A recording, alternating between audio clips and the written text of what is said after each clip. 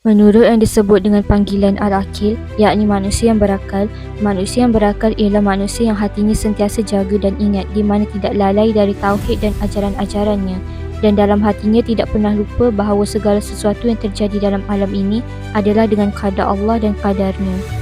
Orang yang dekat dengan Allah ni, bila bangun pagi, benda pertama yang difikir bukan dunia dulu, tapi dia ingat Allah. Dia akan fikir apa yang Allah dah takdirkan untuk aku hari ini, apa yang Allah izinkan berlaku hari ini. Semoga apa yang aku rancang hari ini Allah reda.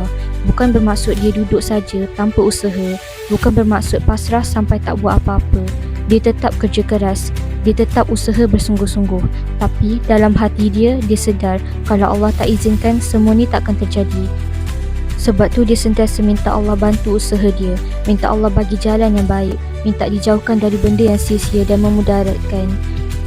Dengan demikian, orang yang berakal selalu berjalan di jalan yang besar, hebat dan indah, dengan hati yang tenteram, jiwa yang tenang disebabkan telah mengecap merasakan nikmat syurga dunia sebelum syurga di akhirat.